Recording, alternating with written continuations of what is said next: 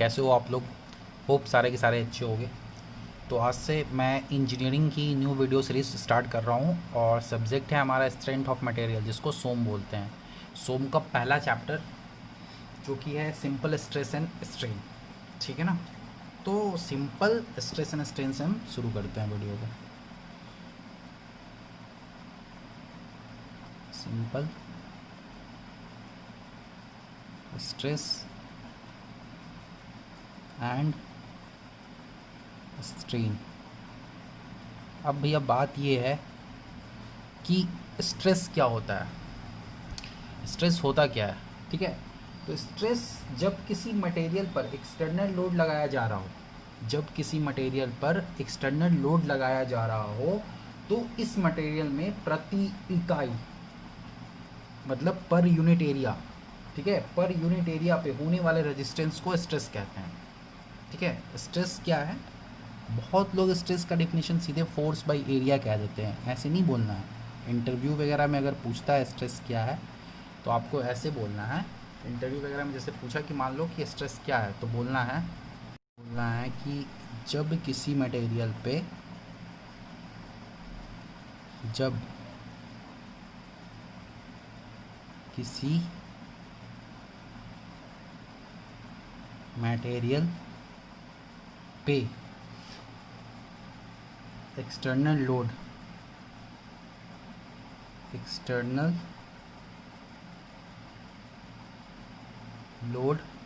लगाया जा रहा हो, एक्सटर्नल लोड लगाया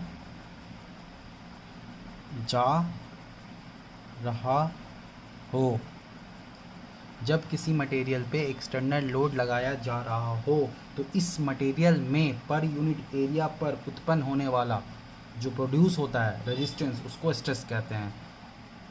लगाया जा रहा हो तो इस मटेरियल में पर यूनिट एरिया, जिसको प्रति इकाई क्षेत्रफल कहते हैं हिंदी में पर यूनिट एरिया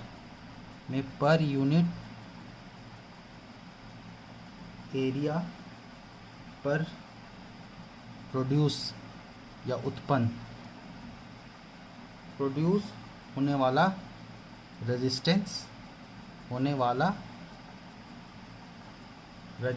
को स्ट्रेस कहते हैं। होने वाला रेजिस्टेंस को स्ट्रेस कहते हैं। रेजिस्टेंस स्ट्रेस कहलाता है, ठीक है। आई होप सबको पता, सब बता देंगे स्ट्रेस क्या है। स्ट्रेस का जब भी कोई डेफिनेशन पूछे तो फोर्स बाय एरिया नहीं बोलना है जब किसी मटेरियल पर एक्सटर्नल लोड हम लगाते हैं या लगाया जा रहा हो तो इस मटेरियल पे पर यूनिट एरिया, मतलब एक यूनिट के एरिया पे जो रेजिस्टेंस प्रोड्यूस हो रहा है, मान लो आप किसी चीज़ को पुश कर रहे हो या पुल कर रहे हो तो वो चीज़ उसको रोकेगी, उसके फिर से ओरिजिनल शेप में लाने के लिए। अगर पुल कर रहे हो तो वो उसको पुश करेगी, रेजिस्ट करेगी। पुश कर रहे हो तो उसको पुल करेगी उसको ओरिजिनल शेप में लाने के लिए, तो वो रेजिस्टेंस हुआ। तो पर यूनिट एरिया पे जो लग रहा हो प्रोड्यूस होने वाला रेजिस्टेंस, उसी को हम लोग स्ट्रेस कहते हैं, ठीक है। I hope clear. अब इसकी यूनिट, स्ट्रेस की यूनिट क्या होती है? तो स्ट्रेस की यूनिट होती है न्यूटन पर mm स्क्वायर, क्योंकि फोर्स पर यूनिट एरिया होता है। तो न्यूटन पर mm स्क्वायर, फोर्स के लिए न्यूटन के लिए फोर्स और mm स्क्वायर एरिया के लिए, इसको kg पर सेंटीमीटर स्क्वायर भी देते हैं, ठीक है ना। kg के टर्म्स में kg पर सेंटीमीटर स्क्वायर। अब classification of stress, classification of stress, classification of stress. अब भाई कितने तरह के स्ट्रेस होते हैं? तो देखो, क्लासिफिकेशन स्ट्रेस का करोगे तो कितने तरह के होते हैं। सबसे पहला होता है डायरेक्ट स्ट्रेस। सबसे पहला हुआ हमारा डायरेक्ट स्ट्रेस। दूसरा हुआ हमारा शेयरिंग स्ट्रेस।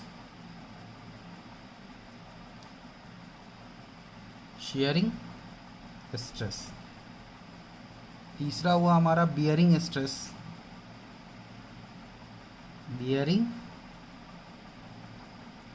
स्ट्रेस। और चौथा हुआ हमारा बेंडिंग स्ट्रेस, बेंडिंग स्ट्रेस। ठीक है, ये भी इंटरव्यू में पूछ लिया जाता है कि बताओ डिफरेंट टाइप्स ऑफ स्ट्रेस कौन कौन से हैं। ठीक है, और ये लास्ट है हमारा पांचवा हुआ टॉर्जन स्ट्रेस। अब देखो, जब भी पूछेगा इंटरव्यू में तो ये फटाक से बोल देना है, direct stress, shearing stress, wearing stress, bending stress, torsion stress. Direct stress क्या होता है भैया? तो देखो ये दो तरह के होते हैं, टेंसाइल स्ट्रेस,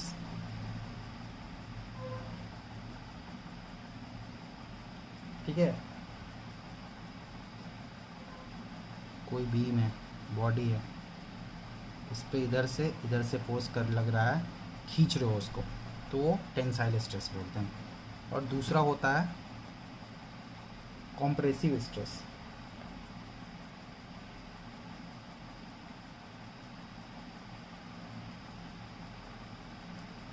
ठीक है, कोई बॉडी है, बीम है, इस पे इधर से दबा रहे हो, इधर से दबा रहे हो, ठीक है, प्रेस करना, तो ये कंप्रेसिव हो गया, खींचना तो टेंसाइल हो गया। ठीक है ना। अब शेयरिंग स्ट्रेस, शेयरिंग स्ट्रेस मान लीजिए कि कोई बीम है, बॉडी है, शेयर कर रहा है, जैसे ये है ना, ये हुआ शेयरिंग, ये हुआ शेयरिंग, ये हुआ शेयरिंग, तो इस पे ये हुआ शेयरिंग, ये हुआ शेयरिंग, ये शेयरिंग स्ट्रेस हुआ। अब है बियरिंग स्ट्रेस। ठीक है, बियरिंग स्ट्रेस मेनली स्ट्रेस होता है कॉन्टैक्ट एरिया ऑफ कोई भी दो बॉडी के बीच में, उसको बियरिंग स्ट्रेस कहते हैं। जैसे मान लीजिए एक बॉडी यहाँ रखा है बड़ा सा, ठीक है, और इसके ऊपर एक बॉडी रखा है, ठीक है, इसके ऊपर रखा है, तो इन दोनों के बीच में कॉन्टैक्ट्स हैं, तो ये जो हुआ कॉन्टैक्ट जो हुआ दो बॉडी के बीच में, उसके कारण जो स्ट्रेस आता है उसको हम बोलते हैं बियरिंग स्ट्रेस। ठीक है, बेंडिंग स्ट्रेस, ये बेंडिंग के कारण होता है, ये मुड़ सकता है, ये बेंड हो सकता है, तो ये बेंडिंग के कारण होता है। और टॉर्जन स्ट्रेस हमारा रोटेशन के कारण आता है। ठीक है ना, ये बेंडिंग के कारण आता है बेंडिंग स्ट्रेस, और टॉर्जन स्ट्रेस हमारा रोटेशन के कारण आता है। I hope classification of stress आप लोगों को समझ में आ गया होगा। अब हम चलते हैं कि स्ट्रेन क्या होता है। ये तो रहा कहानी स्ट्रेस का, अब स्ट्रेन क्या होता है उसके बारे में हम आपको बताते हैं। अब हम देख रहे हैं स्ट्रेन। तो भैया स्ट्रेन है क्या? स्ट्रेन है कि जब किसी बॉडी पर एक्सटर्नल लोड लगाया जा रहा हो, तो इस लोड के कारण, ध्यान से सुनिएगा, जब किसी बॉडी पर एक्सटर्नल लोड लगाया जा रहा हो तो इस लोड के कारण उस बॉडी में डिफॉर्मेशन उत्पन्न होता है, प्रोड्यूस होता है डिफॉर्मेशन। तो अतः किसी बॉडी में डिफॉर्मेशन, जो होने वाला डिफॉर्मेशन हो, और उस बॉडी की जो ओरिजिनल डायमेंशन है उसका जो रेशियो होता है, उसी को हम स्ट्रेन कहते हैं। Change in length bye original length आम भाषा में लोग बोल देते हैं, लेकिन इंटरव्यू में ऐसे बोलिएगा तो सिलेक्शन नहीं होगा, पेपर सिंपल। तो स्ट्रेन का जब भी बोले तो बोलिएगा जब किसी बॉडी में, जब किसी बॉडी पर एक्सटर्नल लोड लगाया जा रहा हो, लोड लगाया जब किसी बॉडी पर एक्सटर्नल लोड लगाया जा रहा हो तो इस लोड के कारण, इस लोड के कारण उस बॉडी में, इस लोड के कारण उस बॉडी में डिफॉर्मेशन होता है, डिफॉर्मेशन, प्रोड्यूस, उत्पन्न, जो भी बोलिए, होता है। ठीक है, सो किसी भी बॉडी में वो किसी भी बॉडी में प्रोड्यूस होने वाले डिफॉर्मेशन, प्रोड्यूस होने वाले डिफॉर्मेशन होने वाले डिफॉर्मेशन और उस बॉडी की ओरिजिनल डायमेंशन और उस बॉडी की ओरिजिनल डायमेंशन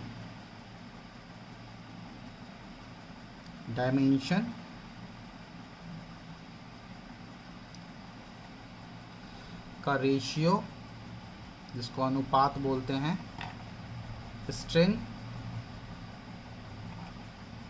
कहलाती है।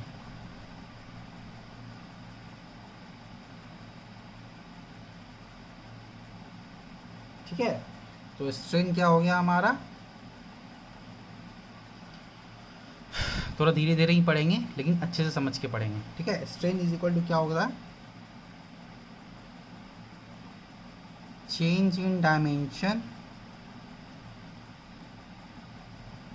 Bye original dimension.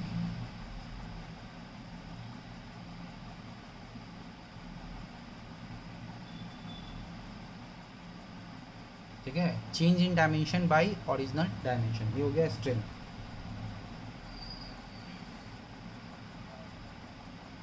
अब है कि स्ट्रेन तो हो गया, स्ट्रेस पढ़ लिए। अब एक चीज़ इंपॉर्टेंट है कि स्ट्रेन के दो प्रकार होते हैं, इनको जो क्लासिफाई करते हैं हम दो प्रकार से किया जाता है, और स्ट्रेन की कोई यूनिट नहीं होती है। अब कौन से दो प्रकार हैं स्ट्रेन के, स्ट्रेन को क्लासिफाई करते हैं हम दो टाइप में, ठीक है ना, और इनकी कोई यूनिट नहीं होती, क्योंकि ये भी लेंथ है ये भी लेंथ है, तो मीटर मीटर कट गया तो ये यूनिट लेस होता है। ठीक है ना, इनकी कोई यूनिट नहीं होती है। अब जो दो प्रकार हैं, टू टाइप्स हैं स्ट्रेन के, पहला है लीनियर, जिसको लॉन्गिट्यूडनल भी बोलते हैं, और एक्सियल स्ट्रेन भी बोलते हैं। पहला है लीनियर, लॉन्गिट्यूडनल, और इसको एक्सियल स्ट्रेन भी बोलते हैं। अब ये होता क्या है, तो ध्यान से सुनिएगा। जब किसी मटेरियल या बॉडी को डायरेक्ट स्ट्रेस लगाकर खींचा या दबाया जाए, जब किसी मटेरियल या बॉडी को डायरेक्ट स्ट्रेस लगाकर दबाया या खींचा जाए, तो फोर्स की डायरेक्शन में प्रोड्यूस होने वाला स्ट्रेस लीनियर स्ट्रेन कहलाता है। ठीक है, तो लीनियर, लॉन्गिट्यूडनल और एक्सियल स्ट्रेन जब किसी मटेरियल पे, इसको ऐसे डिफाइन करते हैं, ध्यान से देखिएगा, जब किसी मटेरियल या बॉडी, जब किसी मटेरियल या बॉडी को डायरेक्ट स्ट्रेस लगाकर खींचा या दबाया जाए। कहने का मतलब डायरेक्ट स्ट्रेस क्या होता है, टेंसाइल और कॉम्प्रेसिव, जो कि मैंने पीछे बता दिया है। तो डायरेक्ट स्ट्रेस जब लगाएंगे या तो खींचेंगे या तो दबाएंगे, दो ही चीज़ होता है डायरेक्ट स्ट्रेस में। Two types of direct stress, tensile और कॉम्प्रेसिव। तो क्या कर सकते हैं, जब डायरेक्ट स्ट्रेस लगाएंगे तो खींचा या दबाया जा सकेगा, दबाया जाए।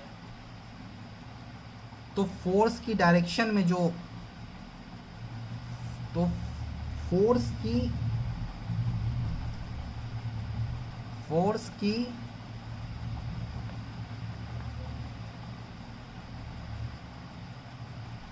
की डायरेक्शन में प्रोड्यूस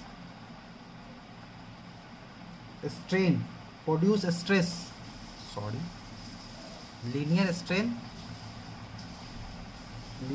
स्ट्रेन कहलाती है।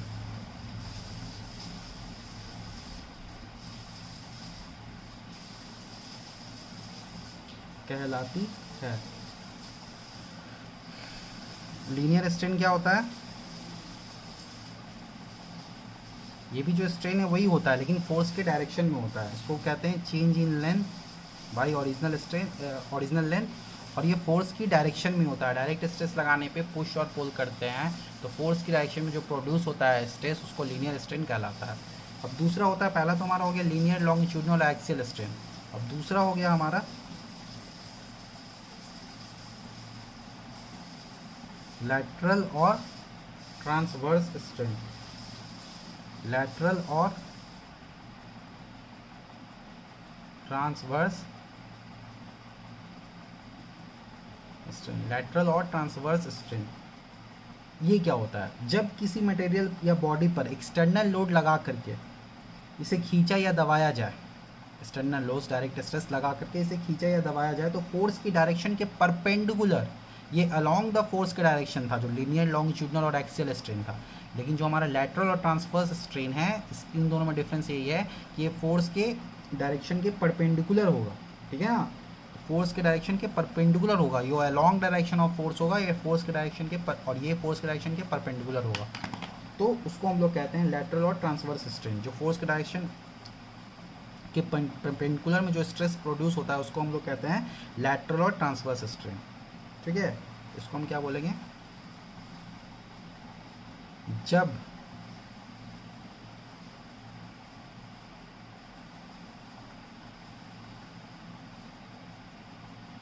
किसी मटेरियल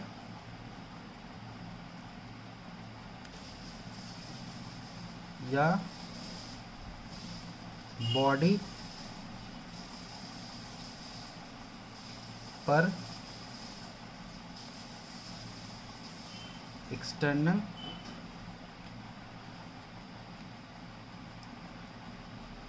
फोर्स लगाकर इसे कंप्रेस या टेंसाइल किया जाए, मतलब खींचा जाए या दबाया जाए, इसे खींचा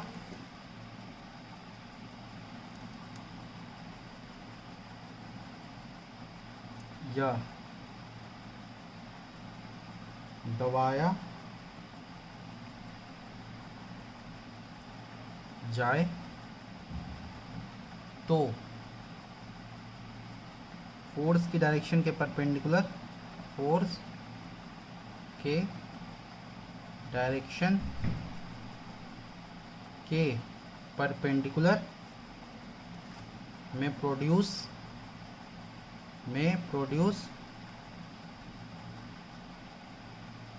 स्ट्रेस लैटरल और ट्रांसवर्स स्ट्रेन कहलाता है। लैटरल और ट्रांसवर्स स्ट्रेन है, ठीक है ना। ध्यान से देखिए, हमने बताया कि स्ट्रेन क्या होता है। स्ट्रेन जब भी इंटरव्यू में पूछेगा तो हमको ये नहीं बोलना है कि ये होता है change in length bye original length, ठीक है। ऐसे बोलने पे नंबर तो मिलेंगे लेकिन अच्छे नहीं मिलेंगे, पेपर पे सिंपल हो सकता है। इसको ये बोलना है कि जब किसी बॉडी पर एक्सटर्नल लोड लगाया जा रहा हो तो इस लोड के कारण उस बॉडी में डिफॉर्मेशन प्रोड्यूस होता है। जो किसी भी बॉडी में प्रोड्यूस होने वाले डिफॉर्मेशन और उस बॉडी की ओरिजिनल डायमेंशन का रेशियो स्ट्रेन कहलाती है, ठीक है ना। तो इस बॉडी में प्रोड्यूस होने वाले डिफॉर्मेशन और ओरिजिनल डायमेंशन का रेशियो स्ट्रेन होता है। इस तरह से समझाना। अब स्ट्रेन दो टाइप्स के होते हैं और इसका यूनिट लेस होता है क्योंकि लेंथ कट जाएगा। एक लीनियर लॉन्गिट्यूडिनल और एक्सियल स्ट्रेन और दूसरा होता है लैटरल और ट्रांसवर्स स्ट्रेन। लीनियर लॉन्गिट्यूडिनल और एक्सियल स्ट्रेन क्या होता है? ये जिस डायरेक्शन में फोर्स लगाते हैं ना उसी डायरेक्शन में होता है। और ये लैटरल और ट्रांसवर्स स्ट्रेन क्या होता है? जिस डायरेक्शन में फोर्स लगाते हैं ना उसके परपेंडिकुलर डायरेक्शन में होता है, ठीक है। और है क्या ये मैं बता चुका हूँ, ठीक है। तो अब चलिए आगे चलते हैं, और सारी बातें, ठीक है ना। अब एक चीज़ और, हाँ यहाँ रह रहा है कि लीनियर लैटरल स्ट्रेन आपको मैं बताता हूँ। लीनियर स्ट्रेन तो मैंने बता दिया, change in length bye original length होता है, ठीक है। लैटरल स्ट्रेन का मैं बताता हूँ स्टोरी क्या है। ये लैटरल स्ट्रेन जो है हमारा, एक मिनट भाई इधर हो जा। लैटरल स्ट्रेन का क्या स्टोरी है ये मैं आपको यहाँ पे बता देता हूँ, फॉर्मूला, ठीक है। देखिए, फॉर rectangular body और रेक्टेंगुलर बॉडी, लैटरल स्ट्रेन जो होता है हमारा, लैटरल स्ट्रेन जो होता है हमारा वो होता है change in width by original width, change in width by original width.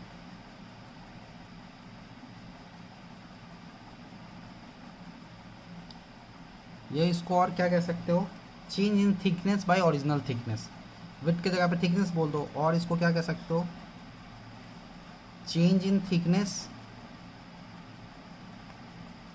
Change in thickness by original thickness.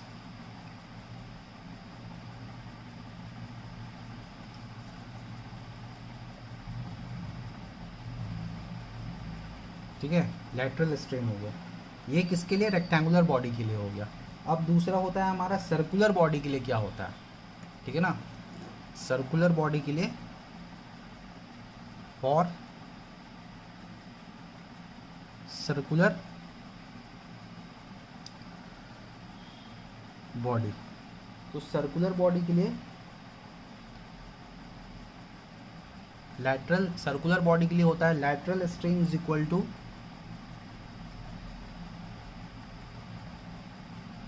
Change in dia by original dia,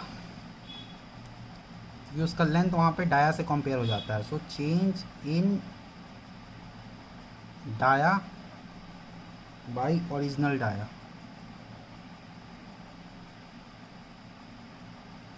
ठीक है, change in dia by original dia equal to L D by D, ठीक है ना। ये दो lateral और transverse strain का दो के देखो, लीनियर लॉन्गिट्यूडनल एक्सिस स्ट्रेन का हो गया change in length bye original length, ठीक है, फोर्स के डायरेक्शन में ही होगा। लैटरल और ट्रांसवर्स स्ट्रेन होता है perpendicular to the direction of force, जिस डायरेक्शन में फोर्स अप्लाई किया उसके परपेंडिकुलर। रेक्टेंगुलर बॉडी के लिए होता है, रेक्टेंगुलर बॉडी के लिए होता है lateral strain change in width by original width, या तो ये, और या तो change in thickness by original thickness, ठीक है। और सर्कुलर बॉडी के लिए होता है लैटरल स्ट्रेन हमारा change in dia by original dia, ठीक है ना, change in dia by original dia. ये थी पूरी कहानी स्ट्रेन की, ठीक है ना, ये थी पूरी कहानी स्ट्रेन की, ठीक है। अब हम आगे पढ़ेंगे पॉइजन रेशियो, तो आइए चलते हैं फिर हम आगे, ठीक है। अब है हमारा पढ़ने वाले हैं Poisson ratio, Poisson ratio, Poisson ratio, ठीक है। इसको रिप्रेजेंट करते हैं हम या तो 1/m से स्मॉल m और म्यू से, ठीक है। अब भैया ये होता क्या है, तो जो पीछे दोनों स्ट्रेन पढ़े ना, स्ट्रेन के जो टो टाइप्स पढ़े ना, उन्हीं का रेशियो होता है, ठीक है ना। ये होता है रेशियो ऑफ, जब भी आपसे कोई पूछेगा तो आप तो ये बताना ही कि पॉइजन रेशियो होता है ratio of lateral strain to linear strain, उसके बाद उनका सिंबल बताना, उसके बाद लैटरल स्ट्रेन लीनियर स्ट्रेन को डिफाइन करना, और फिर ये भी बोलना कि स्ट्रेन के दो टाइप्स होते हैं, ठीक है, तब मिलेगा सॉलिड नंबर, ठीक है। तो पॉइजन रेशियो क्या होता है, 1/m और म्यू से रिप्रेजेंट करते हैं, ठीक है, म्यू से रिप्रेजेंट करते हैं। और इसको क्या कहते हैं, it is the ratio of, it is the ratio of lateral strain, is the ratio of lateral strain to linear strain, ठीक है। रिप्रेजेंट इसको 1/m और म्यू से करते हैं, ये रेशियो हो गया। और lateral strain is equal to 1/m या म्यू इंटू लीनियर स्ट्रेन। समझे कैसे लिखा, रेशियो होता है ये lateral strain by linear strain का, पॉइजन रेशियो को रिप्रेजेंट 1/m से करते हैं, 1/m और mu is equal to lateral strain by linear strain. ठीक है, तो लैटरल स्ट्रेन ये इधर आ गया, तो lateral strain is equal to 1/m into linear strain. ठीक है, ज़्यादा कुछ लिखना नहीं चाह रहा हूँ, स्टार्टिंग में लिखा, अब समझाऊंगा, थोड़ा भगाऊंगा। ठीक है ना। अब लिमिट पड़ता है जो अक्सर पेपर में पूछ दिया जाता है पॉइजन रेशियो के लिए डिफरेंट मटेरियल्स का। तो limit of limit of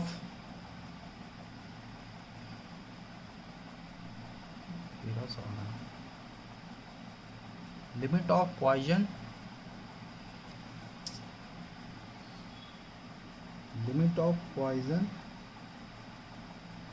ratio for materials. ये टेबल थोड़ा इम्पॉर्टेंट है। ठीक है ना। अब देखिए क्या है, विभिन्न प्रकार के मटेरियल के लिए पॉइजन रेशियो की वैल्यू -1 से 0.5 के बीच में होती है। ठीक है ना, -1 से 0.5 के बीच में होती है। तो इससे क्या समझ में आया, जो मिनिमम प्रकार, जो विभिन्न डिफरेंट टाइप्स ऑफ मटेरियल होते हैं उसके लिए पॉइजन रेशियो का जो हमारा रेंज होता है वो होता है -1 to 0.5। तो इससे हमें ये पता चल गया कि पॉइजन रेशियो की मिनिमम वैल्यू ये होती है, मिनिमम वैल्यू पॉइजन रेशियो की, और ये होती है मैक्सिमम वैल्यू। ठीक है, ये तो पता चल गया मिनिमम और मैक्सिमम वैल्यू क्या होता है। अब देखिए हम आपको ये बताएंगे कि टाइप ऑफ मटेरियल, किस किस मटेरियल का कितना पॉइजन रेशियो है। ठीक है ना। तो इधर लिख लेते हैं type of material,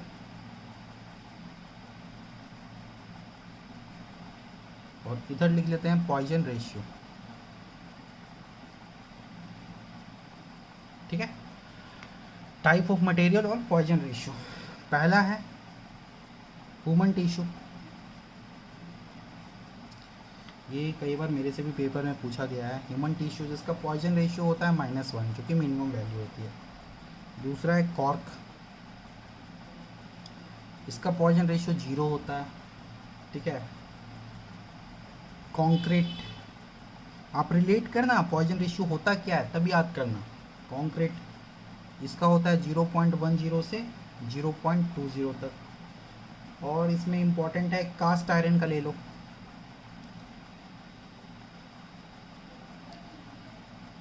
cast iron का पॉइजन रेशियो होता है आपका 0.20 से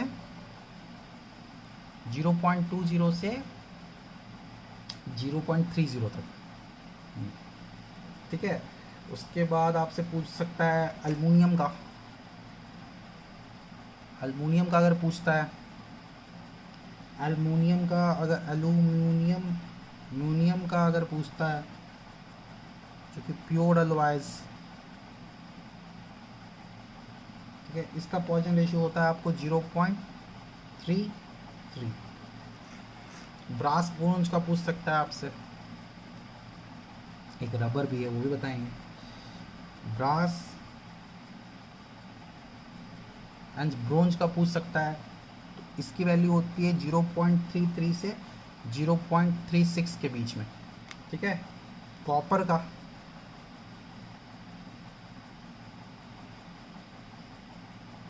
होता है 0.33 से 0.36।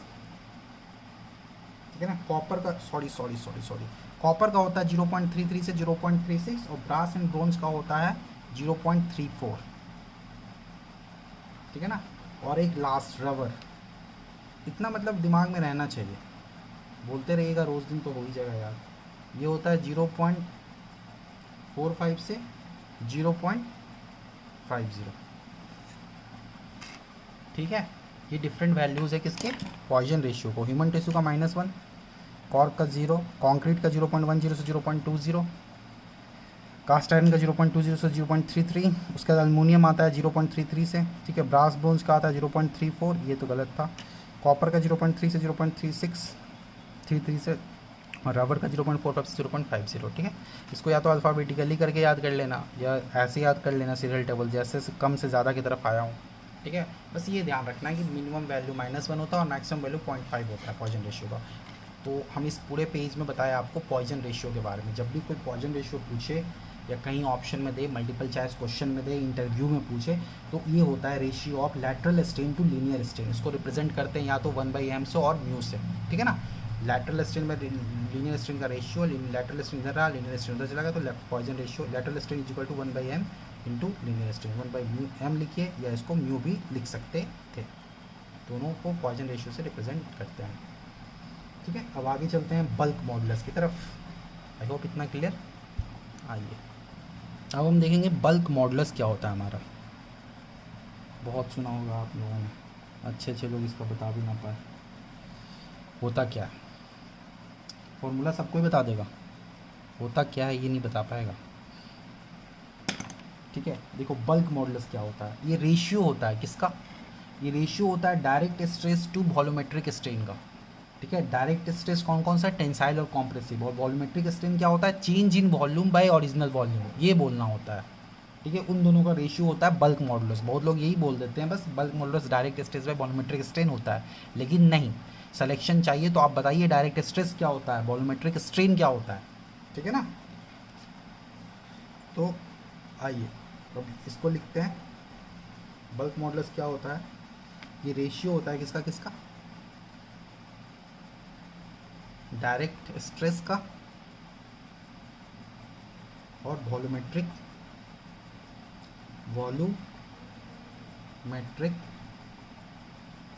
स्ट्रेन का, ठीक है भैया। अब बात आती है वॉल्यूमेट्रिक स्ट्रेन के बारे में। तो वॉल्यूमेट्रिक स्ट्रेन होता है change in volume by original volume, ठीक है।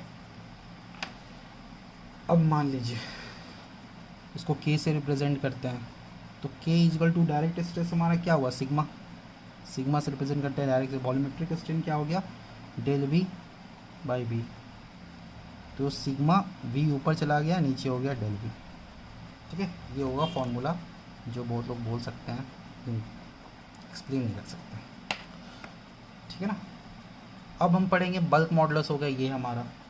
अब बल्क मॉडुलस के बारे में हम बात पढ़ेंगे हम यंग मॉडुलस। ये सब बहुत कंफ्यूजिंग चीज़ होता है यार, इसके बारे में तो पता होना ही चाहिए।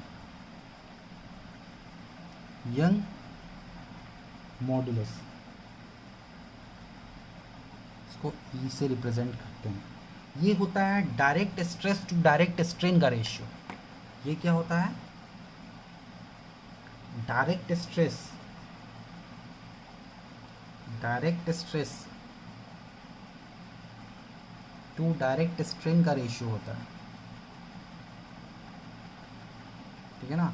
और या तो इसको ये बोल दीजिए normal stress by normal strain का ratio, normal stress by normal strain का रेशियो,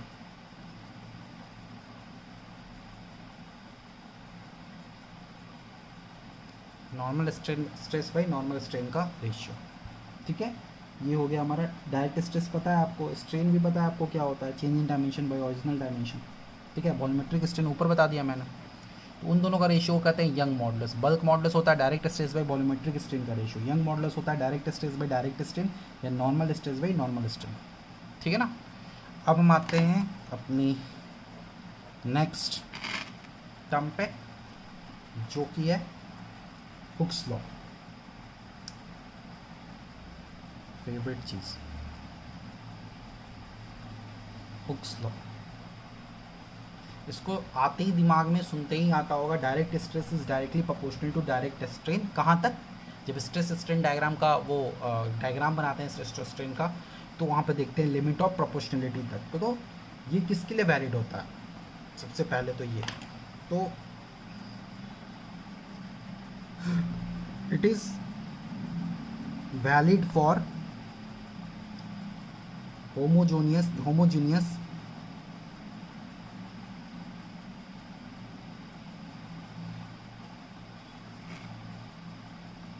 आइसोट्रोपिक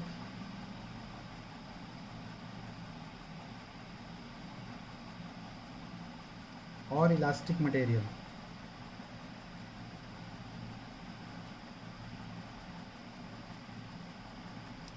होमोजीनियस आइसोट्रोपिक और इलास्टिक मटेरियल, ठीक है। Hooke's law is valid up to limit of proportionality. ये कहाँ तक वैलिड रहता है, ये सबको पता होती है बात। Hooke's law is valid up to limit of proportionality, up to valid up to limit of proportionality. ठीक है। अकॉर्डिंग टू हुक्स लॉ क्या है,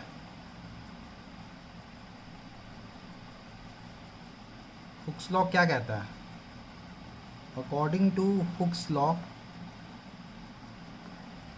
डायरेक्ट स्ट्रेस जो होता है हमारा वो डायरेक्टली प्रोपोर्शनल टू होता है direct strain within limit of proportionality. ये बोलना है हुक्स लॉ क्या है, direct stress directly proportional to होता है direct strain within limit of proportionality. Direct stress हमारा डायरेक्टली प्रोपोर्शनल होता है डायरेक्ट स्ट्रेन के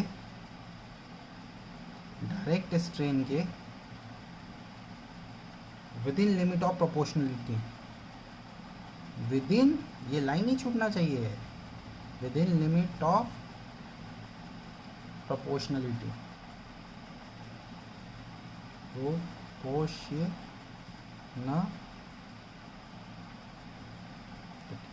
ठीक है ना। ये हुआ हमारा हुक्स लॉ। ठीक है, अब हम हुक्स लॉ तो ये हो गया हमारा। इस चीज़ में हमने क्या क्या पढ़ा कि बल्क मॉडुलस क्या होता है, ठीक है, यंग मॉडुलस क्या होता है और हुक्स लॉ क्या होता है। ठीक है, अब हम पढ़ेंगे कि वैल्यू ऑफ यंग मॉडुलस और डिफरेंट टाइप ऑफ मटेरियल के बारे में, कि उनके वैल्यू यंग मॉडुलस का क्या होता है। यंग मॉडुलस क्या है, direct stress by direct strain और normal stress by normal strain. तो इनके वैल्यूज़ हमको पढ़ना है डिफरेंट मटेरियल की। या मैं यहाँ पे बता देता हूँ, यहाँ जगह तो है ही यार। देखो कुछ मटेरियल्स का बता देता हूँ यंग मॉडुलस के लिए आपको बताता हूँ। जैसे ये आप ऐसा करो, यहाँ पे कर लो, यंग मॉडुलस का जो है यहाँ पे कर लो, ठीक है ना। यहाँ पे मैं लिख रहा हूँ मटेरियल, यह है मटेरियल और उसकी यंग मॉडुलस की वैल्यू कितनी होती है, जिसको ई बोलते हैं, ई बोलते हैं ना भैया। हाँ, तो देखो सबसे पहले जो पूछा जाता है आपको एल्युमिनियम का पूछा जाता है, प्योर एल्युमिनियम का। एक अलॉय एल्युमिनियम भी होते हैं, एक प्योर एल्युमिनियम भी होते हैं। तो एल्युमिनियम प्योर का पूछेगा, मान लो आपसे पूछता है कि प्योर एल्युमिनियम का बताइए, तो लाइट नहीं आ रही क्या, हाँ, एल्युमिनियम प्योर का बोलेगा तो LUMINIA, एल्युमिनियम प्योर का अगर कहता है तो यंग मॉडुलस होता है हमारा 70 GPa, ठीक है ना। एल्युमिनियम एलॉयज़ का होता है हमारा 70 से 79, ठीक है, पास्कल, गीगा पास्कल, ठीक है। और उसके बाद ब्रास का आता है, ब्रास का होता है हमारा 96 से 110 गीगा पास्कल, ठीक है। उसके बाद कॉपर का होता है, कॉपर का होता है हमारा 110 से 120 गीगा पास्कल, ठीक है। उसके बाद होता है भाई दो इम्पोर्टेंट और है हमारा, एक रॉट आयरन और रबर। तो रॉट आयरन का अगर पूछे ना, रॉट आयरन का इसका अगर पूछे तो इसका होता है 190 GPa, ठीक है। और रबर का पूछे, रबर का तो इसका होता है 0.007 से 0.004 तक GPa, ठीक है ना। ये आपको याद भी ऐसे करना है, ठीक है ना।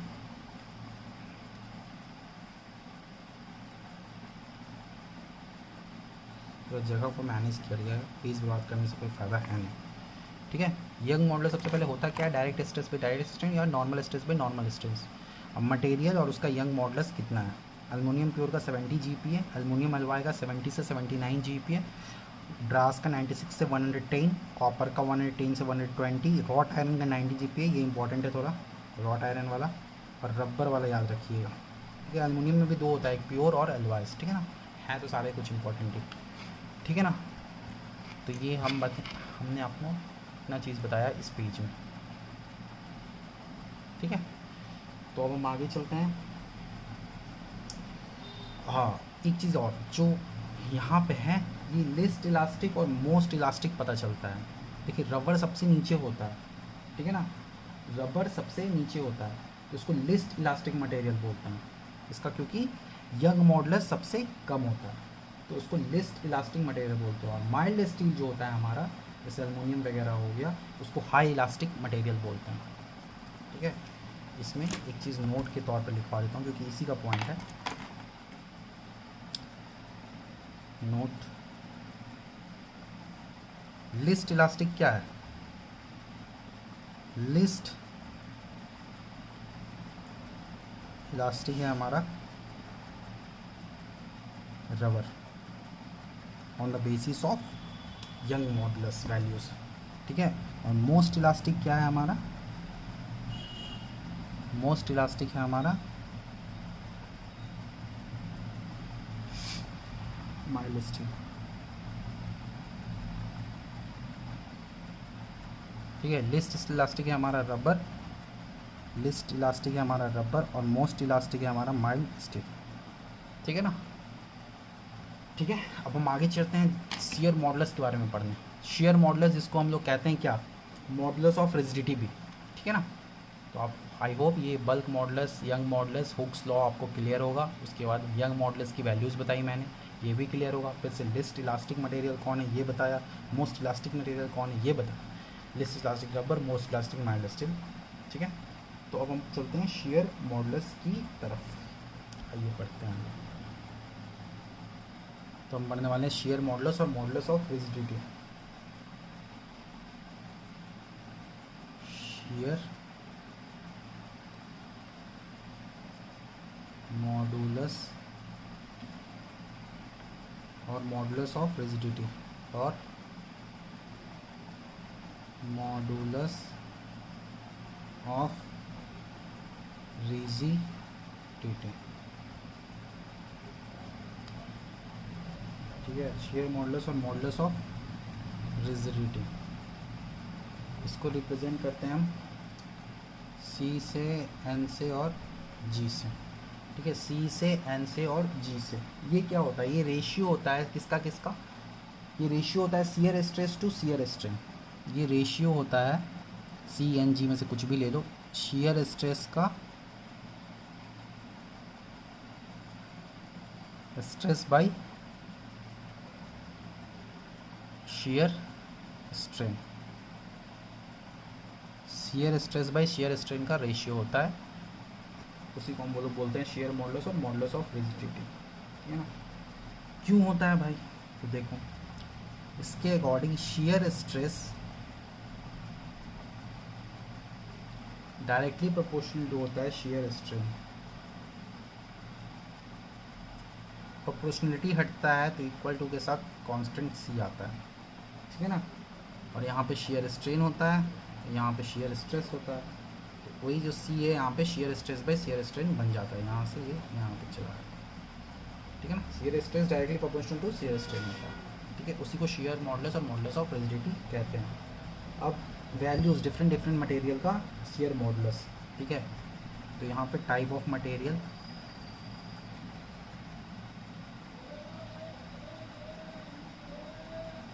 और उसका शियर मॉडुलस,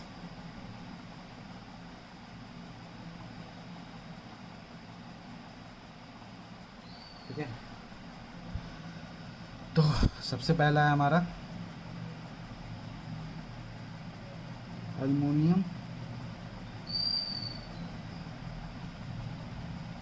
प्योर, ये होता है 26 GPa, ठीक है ना, गीगा पास्कल। अल्युमिनियम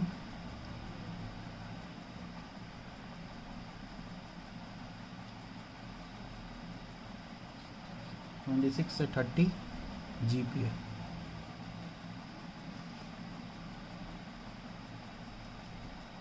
ब्रास 36 से 41 GPa। ठीक है, ब्रास 36 से 41 GPa। कॉपर होता है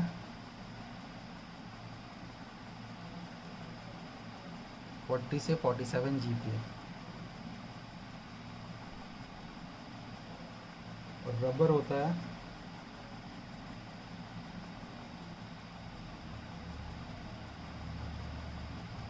0.00002 से 0.001 GPa।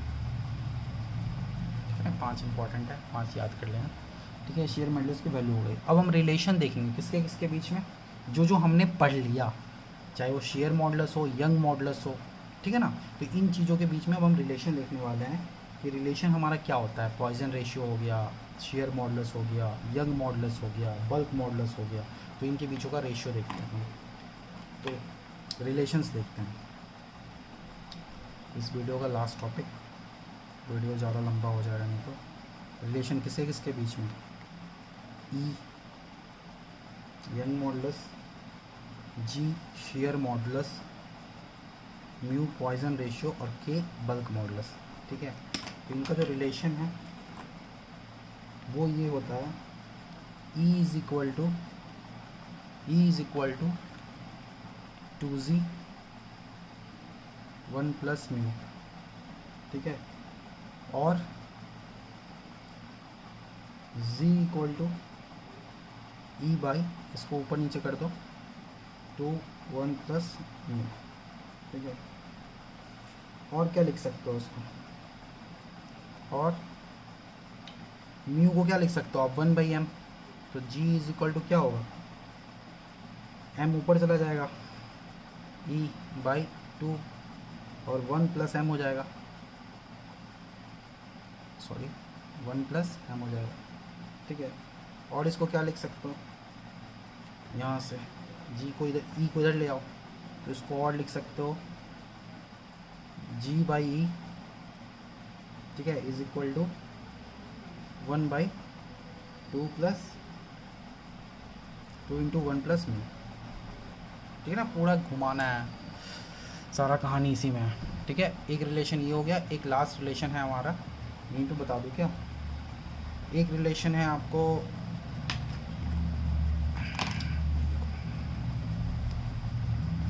एक रिलेशन है हमारा, एक रिलेशन है हमारा किसके किसके बीच, यंग मॉडुलस, बल्क मॉडुलस और Poisson ratio.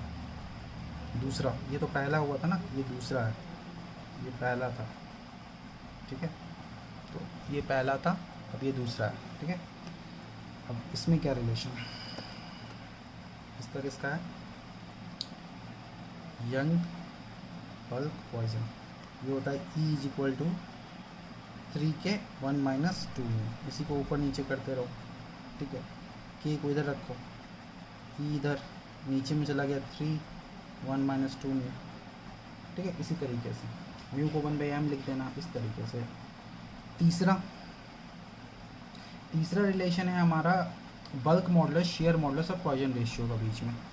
Bulk modulus, shear modulus जिसको जी बोलते हैं, और पॉइजन रेशियो के बीच में, इन तीनों के बीच में थर्ड रिलेशन हमारा वो क्या है, Poisson ratio is equal to 3 into bulk modulus minus 2 into shear modulus by 6 into bulk modulus plus 2 into shear modulus.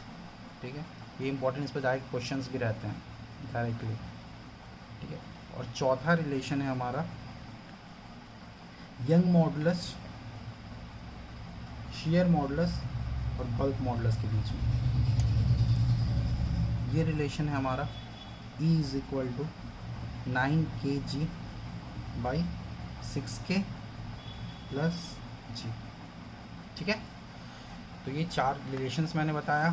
मैंने इस पेज में बताया शेयर मॉडल्स के बारे में, जिसको मॉडल्स ऑफ रिजिडिटी भी कहते हैं। शेयर मॉडल्स का मतलब shear strength directly proportional to shear strength, वहाँ से रेशियो आती है मटेरियल का कितना कितना होता है एल्युमिनियम प्योर से लेके रबर तक में, ठीक है, एल्युमिनियम प्योर से लेके रबर तक में। उसके बाद हमने रिलेशन बताया किसका किसका, young models, share models, bulk modulus और पॉइजन रेशियो, ठीक है। इनका रिलेशन पहला रिलेशन। दूसरा रिलेशन किसके किसके बीच में बताया, ये यंग मॉडल्स, बल्क मॉडल्स और Poisson ratio, E equal to 3 के 1 - 2 में ऊपर नीचे कर दिया। तीसरा रिलेशन बताया हमने बल्क मॉडल्स, शेयर मॉडल्स और पॉइजन रेशियो के बीच में, ठीक है। चौथा रिलेशन बताया हमने यंग मॉडल्स, शेयर मॉडल्स और बल्क मॉडल्स के बीच में। तो ये 4 रिलेशंस रहे, ठीक है। आई होप सबको समझ में आ गया होगा। इस वीडियो में इतना ही रहने देता हूँ क्योंकि वीडियो लंबा हो जाएगा। नेक्स्ट वीडियो में हम पढ़ेंगे elongation in a uniform bar due to external load, ठीक है ना। उसका फॉर्मूला होता है डिफ्लेक्शन का जो कि PL/A ही होता है, उस पर काफ़ी क्वेश्चंस बनते हैं। तो आई होप आप लोगों को ये वीडियो पसंद आया होगा। अगर पसंद आया होगा तो लाइक कर देना, सब्सक्राइब कर देना, शेयर कर देना, ठीक है। मिलते हैं नेक्स्ट वीडियो में। Thank you.